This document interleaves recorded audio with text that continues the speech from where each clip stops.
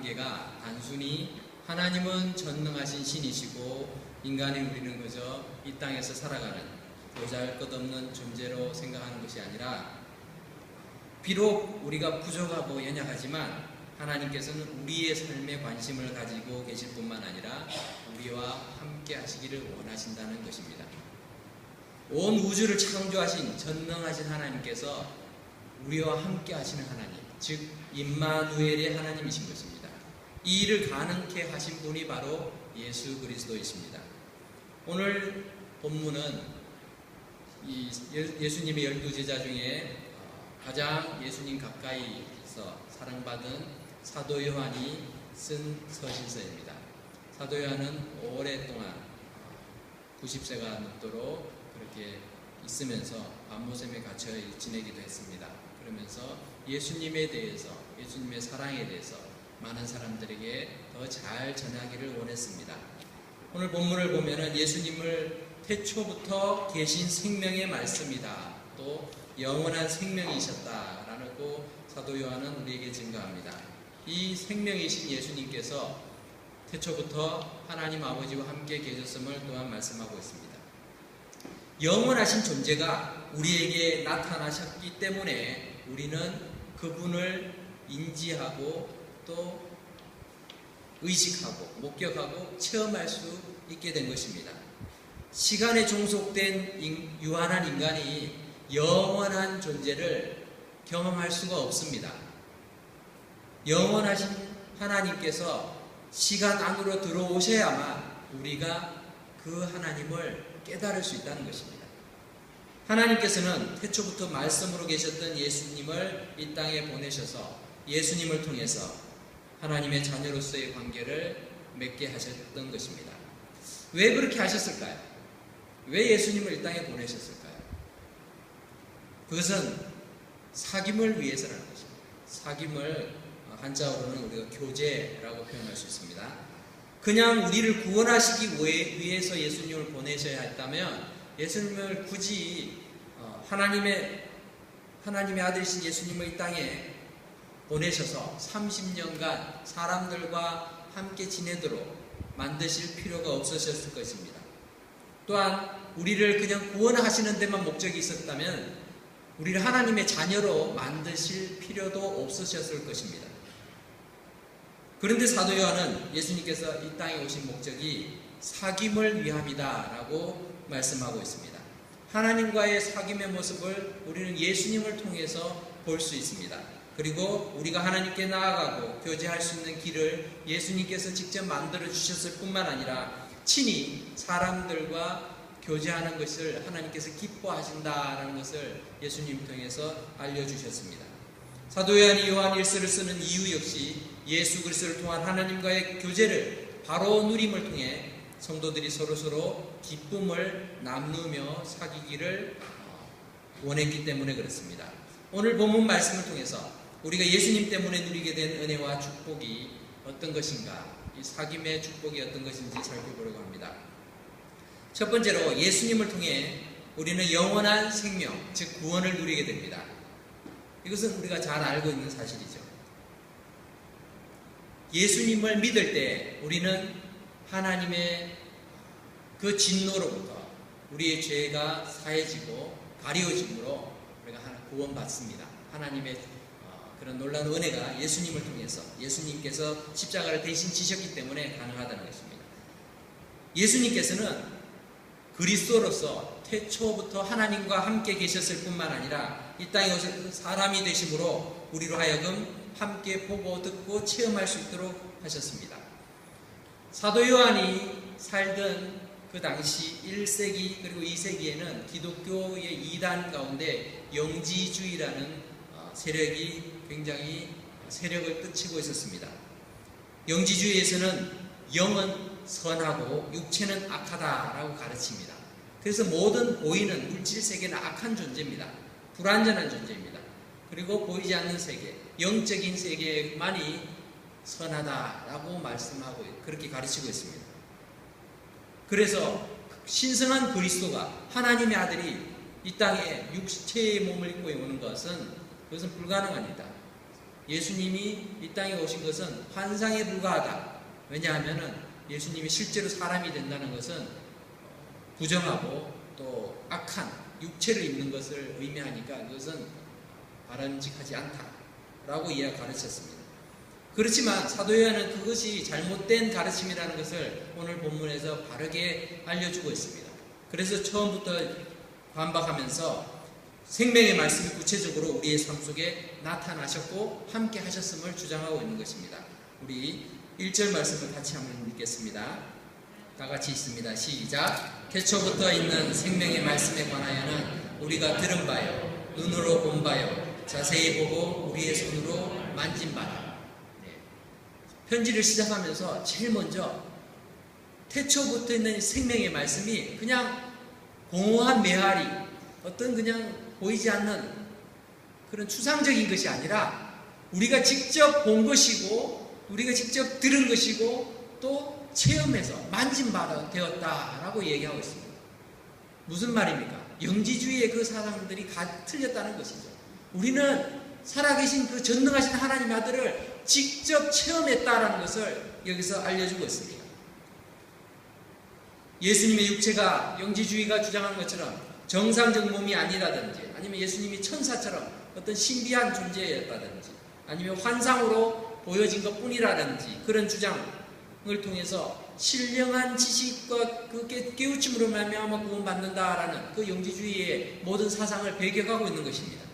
영원한 생명 자체이신 그리스도께서 육신을 입고 이 땅에 오셨음을 믿는 것이 바른 진리이다 라고 강조하고 있는 것입니다.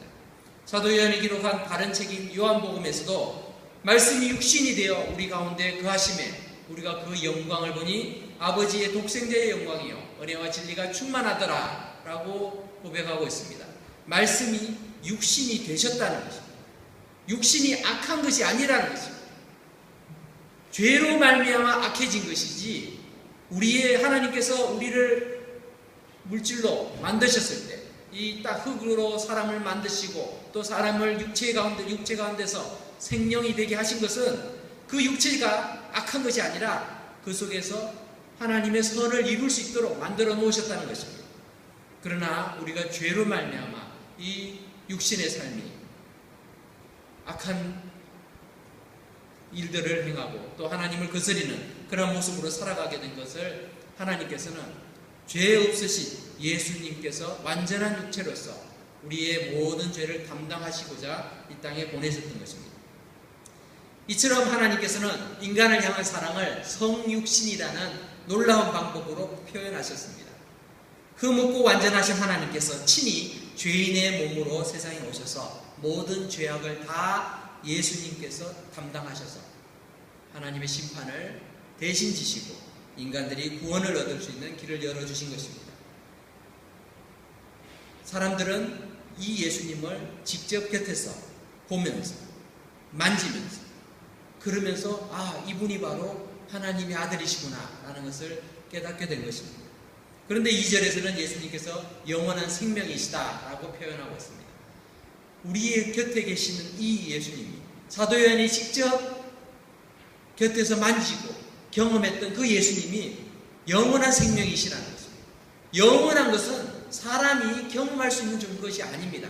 그런데 예수님께서 사람이 되셨기 때문에 우리가 예수님을 통해서 영원을 경험하게 되는 것입니다.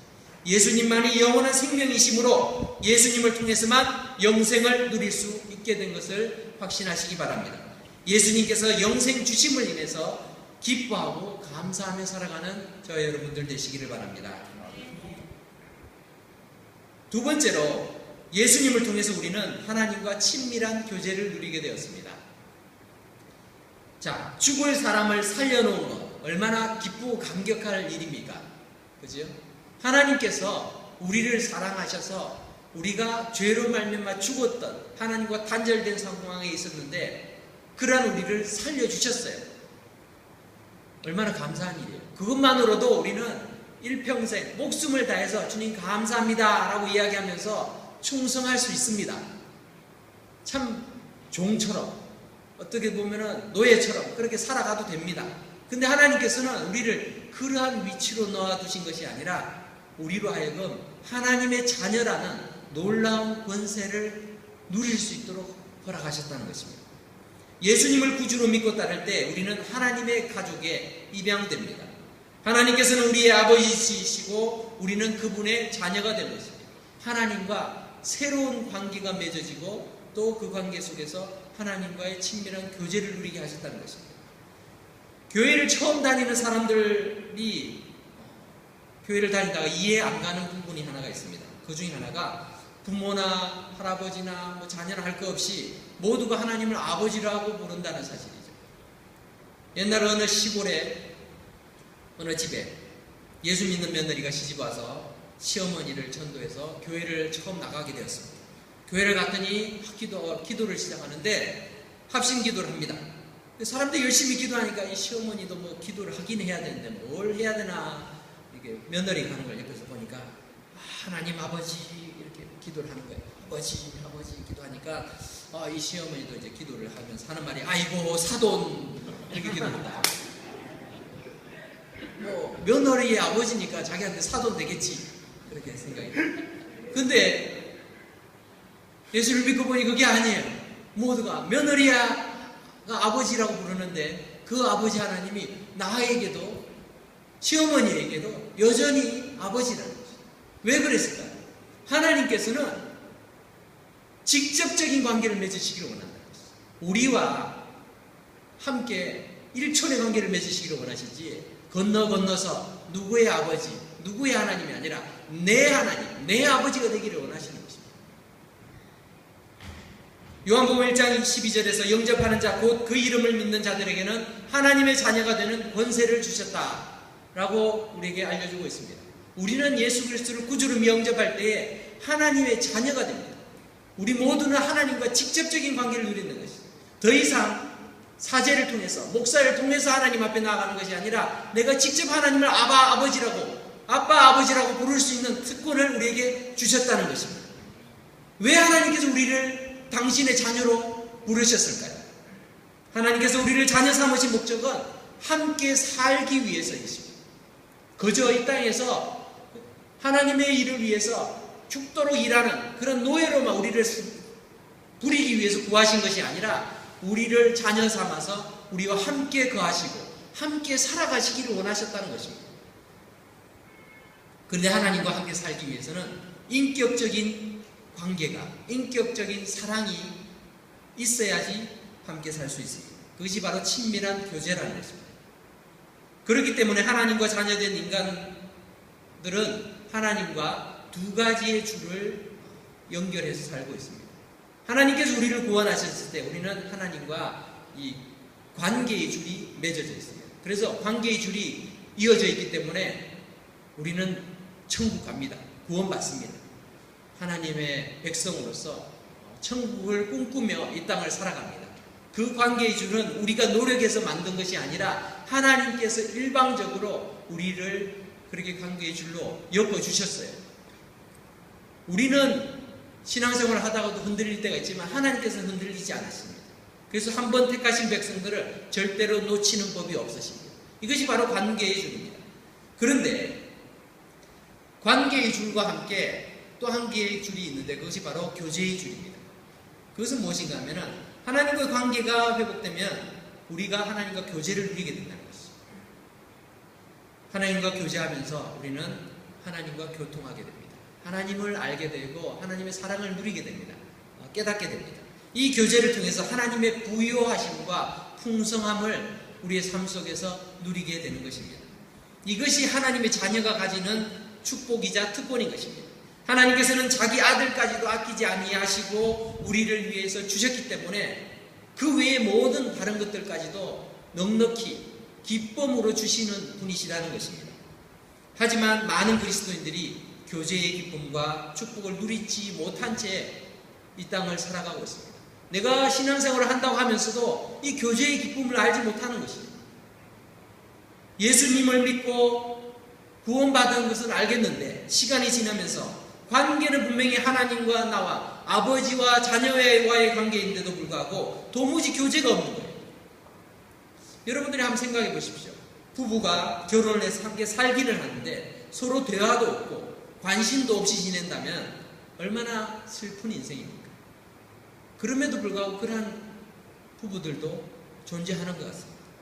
부모 자식 간에 분명히 내 배로 낳은 자식인데도 서로 의사소통이 되지 않아요. 대화가 없습니다. 그런 가정들이 많이 있지요. 관계가 깨어진 것이 아닙니다. 관계는 그대로 있습니다. 아버지와 자식의 관계고 어머니와 딸의 관계입니다. 그럼에도 불구하고 대화가 없어요. 교제가 부족하다는 것입니다. 자식이면서도 자녀의 특권을 누리지 못한다면 어찌 자식이라 말할 수 있겠습니까? 우리가 잘 알듯이 홍길동이 아버지를 아버지라 부르지 못하고 형을 형이라고 부르지 못한 그 서름이 얼마나 컸던지 우리가 소설을 통해서 잘 알고 있지 않습니까? 현대 사회의 문제가 이런 것입니다. 관계는 있지만 교제가 없습니다. 가정에서도 그렇고 친구들 간의 사이도 있고 이웃 간의 사이도 있고 직장에서도 관계는 있지만 교제가 없습니다. 그러다 보니 관계가 형식적일 뿐 아무런 의미가 없어집니다. 외로움을 어떻게 풉니까? 보이지 않는 가상세계에서 풀려고 합니다. 그래서 SNS를 통해서 카톡이나 여러가지 페이스북이나 이런 것을 많이 하지만 직접적인 살갑게 서로 만나고 대화하고 이런 것은 점점 사라지고 있습니다. 심지어 사람을 만나지 못한 사람들은 그냥 비디오 게임을 통해서 그렇게 가상적인 삶 속에서 자기의 삶을 살아가고 있습니다. 하지만 공허함은 더 커지고 있는 것이 현실이기 때문에 많은 사람들이 우울증으로 외로움으로 고통을 당하고 있습니다. 하나님과의 교제 없이는 우리가 바르게 신앙생활을 할 수가 없습니다. 피상적인 관계만을 지속하고 있는 신앙생활은 무기력합니다. 타성에 적기 쉽습니다. 그렇게 하다 보면은 교회에서도 인간적인 생각이 우선이 됩니다. 하나님의 뜻을 알고자 하는 그런 노력보다는 내 생각대로 판단하고 결정하기 할 때가 많다는 것입니다. 사랑하는 성도 여러분, 오늘 본문에서는 사도 요한은 예수 그리스도를 눈으로 보고 귀로 듣고 손으로 만진 바 되셨다라고 말씀하고 있습니다. 그것은 하나님과의 교제, 예수 그리스도의 교제가 추상적인 것이 아니라 구체적이어야 된다는 것입니다. 우리가 직접 주님을 만나고 주님과 교제해야 한다는 것입니다. 아무리 하나님과의 이 관계의 줄이 연결되어 있어도 말씀을 읽지 않고 기도하지 않고 하나님께 드리는 예배를 소홀히 하고 그렇게 세상을 따라가게 되면 우리는 하나님과의 교제를 제대로 누릴 수 없습니다. 하나님과의 교제의 줄이 끊어지게 된다는 것입니다. 주님과의 교제의 줄이 끊어지게 되면 우리의 영적 상태는 공허하게 됩니다. 이것을 해결하려고 세상에 아무리 좋은 것을 갖다 집어넣어도 우리의 마음을 채울 수 없습니다. 마음 한구석은 여전히 답답하고 허망함을 느끼게 됩니다. 습관적으로 반복적으로 짓는 죄들은 하나님과의 교제의 줄을 끊어버리게 됩니다. 시편 51편에서 다윗은 자신의 범죄로 인해서 하나님과의 교제가 끊어질까 너무나 염려하고 또 슬퍼하면서 눈물로 회개하면서 간구했습니다. 하나님이여 내 속에 정한 마음을 창조하시고 내 안에 정직한 영을 새롭게 하소서. 나를 주 앞에서 쫓아내지 마시며 주의 성령을 내게서 거두지 마소서. 주의 구원의 즐거움을 내게 회복시켜 주시고 자원하는 심령을 주사 나를 붙드소서. 이처럼 구원받은 신자에게 하나님의 교제가 너무나 중요합니다.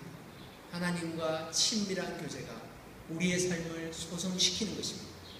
이 교제의 줄을 든든하게 연결하기 위해서는 우리의 적극적인 의지와 노력이 필요합니다. 내가 주님 앞에 나아가고자 노력해야 됩니다. 우리의 구원은 확실합니다. 하나님께서 보장하셨습니다. 내가 예수 믿는 이상은 흔들리지 않습니다. 하지만 이 땅을 살아갈 때 우리가 왜 힘듭니까? 하나님과의 그 거리가 너무 먼 것 같아서, 하나님의 음성을 내가 듣지 못해서, 그래서 두렵고 힘든 것 아니겠습니까? 내 곁에 하나님께서 함께 계시다는 그 확신이 어디서 나오겠습니까? 자녀들이 언제 가장 든든합니까? 기쁩니까? 우리 부모님이, 우리 어머니 아버지가 나와 함께 있다. 그럴 때는 7살짜리 아이들도 세상에 나가서도 두려움이 없어요. 왜냐하면 부모님이 함께 있으니까. 우리가 세상에서 무기력하거나 세상에서 염려하고 두려워하는 이유는 하나님과의 친밀한 교제를 잃어버렸기 때문에 그렇습니다. 그 친밀한 교제의 줄은 우리가 노력해야지만 든든해질 수 있는 것입니다. 사랑하는 성도 여러분, 하나님께서 자녀된 우리가 영적 아버지이신 하나님의 은혜를 구하고 또 간절히 손을 뻗어 하나님과의 교제의 줄을 든든하게 세워가기를, 이어가기를 원하신다는 것을 기억하시기 바랍니다. 그래서 우리의 삶 속에서 언제나 주님과의 친밀한 교제에 힘쓰고자 또 여러 가지 삶 속에서 말씀으로, 기도로 무장하는 저와 여러분들이 되시기를 바랍니다. 세 번째로, 하나님과의 바른 교제가 회복되어야 성도 간의 사귐의 기쁨을 누릴 수 있습니다. 오늘 제가 말씀을 드리고자 하는 부분이 바로 이 부분입니다. 우리가 성도의 교제를 많이 이야기합니다. 예배가 끝나고 나면 우리가 식사를 하면서 성도의 교제를 나눕니다. 밥을 먹는 것이 교제가 아니라 성도들이 함께 만나서 함께 격려하고 함께 하나님의 역사를 간증하고 또 권면할 때 성도의 교제가 일어나죠. 그런데 성도의 교제는 하나님과의 교제, 하나님과의 친밀한 교제가 있어야지만 가능하다는 것입니다. 오늘 말씀을 우리 다시 한번 읽겠습니다. 3절, 4절 함께 읽겠습니다. 요한일서 1장 3절, 4절 같이 읽습니다. 시작. 우리가 보고 들은 바를 너희에게도 전함은 너희로 우리와 사귐이 있게 하려 함이니 우리의 사귐은 아버지와 그의 아들 예수 그리스도와 더불어 누림이라. 우리가 이것을 쓰면 우리의 기쁨이 충만하게 하려 함이라. 아멘. 여기서 우리라는 것은 사도 요한을 포함한 먼저 예수 그리스도를 믿은 그리스도의 제자들이죠. 자, 우리가 즉 사도 요한을 비롯한 그리스도인들이 다른 그리스도인들에게 이 복음, 이 서신서를 기록하고 있습니다. 당신들이 예수님을 구주로 믿고 있는데 당신들에게 내가 이 글을 기록하는 이유는 우리로 하여금 너희와 사귐이 있기를 원한다. 너희와 교제하기를 원한다. 무슨 교제를 할까요? 공통점은 하나뿐입니다. 예수 그리스도께서 우리의 생명의 구주 되신다라는 것이죠. 그 공통점 속에서 서로 교제하는 것입니다. 다 신분이 다를 수 있고 또 국적이 다를 수 있고 혈통이 다를 수 있습니다. 유대인이고 이방인일 수 있습니다. 그러나 예수 그리스도가 우리의 구주 되시다는 그 하나의 사실 가지고 교제가 일어나는 것입니다. 예수님을 믿고 구원받은 그 기쁨과 감격을 누려본 사람들은 그 기쁨을 다른 그리스도인과 함께 나누기를 원합니다. 왜 전도를 하십니까? 그저 친한 친구를 옆에 두기 위해서가 아닙니다. 내가 믿은 예수님이 너무나 귀하고 너무나 소중하신 분이기에 내가 그분을 다른 사람에게 소개하는 것이죠. 예수님을 통해서 내가 누리게 된 천국의 기쁨이 너무나 크기에 그것을 다른 사람들에게도 알게 하기를 원해서 우리가 전도를 하는 것입니다. 우리가 성도들이 하는 교제는 세상의 사귐과는 다릅니다. 사람 간의 단순한 친교나 친목을 말하고 있는 것이 아닙니다. 이 사귐은 하나님 아버지와 함께하는 사귐이며 또한 그 아들 예수 그리스도와 함께하는 사귐입니다. 사람 간의 수평적인 사귐은 하나님과의 수직적인 사귐으로 인해서 완전해집니다. 교회에서의 사귐은 바로 이 같은 사귐을 말하는 것입니다. 4절 말씀에서도 다른 그리스도인들이 예수님과 가까워졌을 때 우리가 기뻐하게 되는 것입니다. 우리가 비록 눈으로 보지 못할지라도 저 멀리 외국에 있는 다른 민족이 예수를 믿어 구원받았다, 그들이 하나님의 백성이 되었다라는 소식을, 선교사님의 소식을 통해서 접해들을 때 우리는 함께 기뻐합니다. 왜 그렇습니까? 그들이 구원받은 그 기쁨들을 우리가 똑같이 누릴 수 있게 되었구나. 그것이 너무나 감사한 것이죠. 우리가 직접 대화는 할 수 없고 또 함께 만나지 못하더라도 그 기쁨을 함께 공유하는 것입니다. 만일 그리스도인들이 하나님과 참된 교제를 하지 않는다면 그리스도인 간의 진정한 교제는 있을 수가 없습니다. 사귐 또는 교제로 번역된 이 헬라어인 코이노니아는 펠로십과 파트너십을 동시에 이야기하고 있습니다. 문자적인 의미는 공동으로 나눈다, 함께 나눈다라는 의미를 가지고 있습니다. 예수 안에서 생명을 함께 나누는 경험만이 참된 그리스도인의 교제를 이룹니다. 내가 예수님을 어떻게 믿었는지, 내가 예수님을 어떻게 만나고 또 어떻게 교제하고 있는지를 증거하는 것이 다른 사람과 교제하는 것이라는 것입니다. 주님은 우리가 주님과 교제할 때 기쁨이 따른다라고 여러 번 말씀하고 있습니다. 사도 요한은 모든 성도들이 생명의 말씀을 듣고 자신의 온몸으로 느꼈던 그 구원의 기쁨에 동참할 것을 간곡하게 촉구하고 있습니다. 교회의 본질은 영원한 하나님과 예수 그리스도와 더불어 사귀는 일입니다. 하나님과의 사귐은 우리의 참된 기쁨이며 거룩함을 지속적으로 유지할 수 있는 유일한 길입니다. 이 사귐이 예배를 통해서 경험되도록 힘쓰고 또한 우리의 거룩한 생활을 통해서 세상에 영향력을 끼치도록 힘써야 하는 것입니다. 하나님의 자녀로서의 성도의 기쁨은 자신의 업적이나 또는 세상에서의 성취감 등에서 얻어지는 것이 아니라 오직 성삼위 하나님으로부터 그분과의 친밀한 교제를 통해서 누리는 기쁨 속에서, 그 교제 속에서 이루어지는 것입니다. 사랑하는 성도 여러분, 여러분은 신앙생활하면서 충만한 기쁨을 소유하고 계십니까? 그리스도를 깊이 사랑하고 하나님을 영화롭게 하고자 하는 소원을 품으시기 바랍니다. 하나님과의 깊고 친밀한 사귐을, 그 교제를 누리는 자만이 다른 성도와 진정한 교제를 누릴 수 있습니다. 우리가 예수님 믿고 같은 교회를 다니지만 서로 만나서 나누는 이야기들이 정치 이야기, 스포츠 이야기, 경제 이야기, 이런 이야기로 끝나버린다면 우리는 진정한 사귐의 기쁨들을 누리지 못하고 있는 것입니다. 정말 성도가 만났을 때 세상 사람들과의 그 모임과 다른 점이 있어야 되지 않겠습니까? 내가 한 주간 동안 살아갔을 때, 정말 어려울 때 하나님께서 이렇게 위로하셨다, 하나님께서 이렇게 도움을 주셨다, 그런 것을 함께 나눌 때 우리 주변에 있는 많은 사람들이 영적으로 함께 통하는 것을 느낄 수 있고, 또 그 안에서 하나님의 역사를 또한 사모하고 하나님의 은혜를 또 구하게 될 것입니다. 주님과 동행하는 그 기쁨들은 우리가 누려본 사람들만이 알 수 있습니다. 단순히 교회를 다닌다고 알 수 있는 것이 아닙니다. 주님께서 주시는 그 은혜들, 그 여러분들이 참 인생을 살아오면서 예수를 믿으면서 참 누리지 않았습니까? 그것을 회복해야 됩니다. 주가 나와 동행을 하면서 나를 친구 삼으셨네.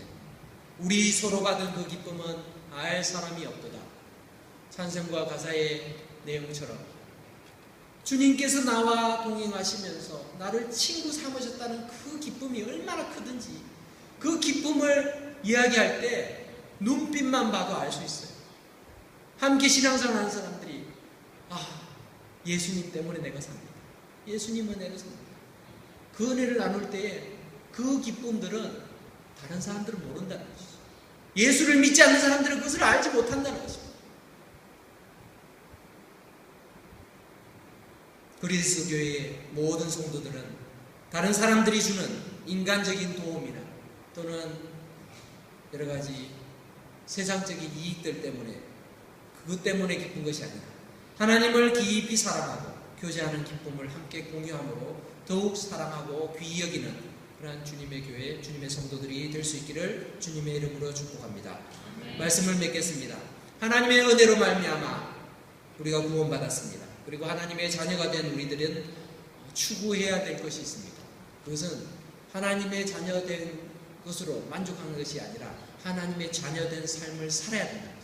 자녀이니까 하나님 앞에 나아가서 아버지라고 부르면서 하나님과의 친밀한 교제를 이루어가야 합니다. 속상할 때는 때를 써서라도 하나님 앞에 나아가야 되죠. 속상하고 원통하고 분한데도 아릴 데가 없고 또 호소할 데가 없다면 얼마나 불쌍한 영혼입니까? 하나님께서 우리를 그렇게 나와두시지 않았습니다. 시편 기자는 속상할 때 원수를 향해서 하나님, 저 원수를 갚아주십시오, 대신 갚아주십시오, 그렇게 하소연했습니다. 우리가 직접 보복하고 복수하고 우리를 악하게 대하는 세상을 향해서 그렇게 악으로 갚을 수는 없습니다. 그러나 하나님 앞에 우리가 하소연할 수는 있다는 것이죠. 왜 그렇습니까? 우리가 하나님의 자녀이기 때문에 그렇습니다. 우리가 어려울 때 하나님 앞에 도움을 구할 수 있습니다. 왜냐하면 하나님께서 우리의 산성이시고 또 우리를 지키시는 아버지이시기 때문에 그렇습니다. 그 자녀의 권세를 누릴 수 있어야 될 것입니다.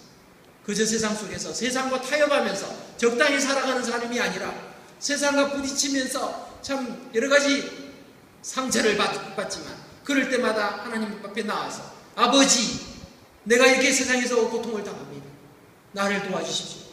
마치 어린아이들이 밖에 나가서 다른 친구에게 맞아서 눈이 퉁퉁 붓고 머리가 깨져 들어오면서도 엄마 아빠를 찾듯이 우리가 찾을 수 있어야 된다는 것이죠.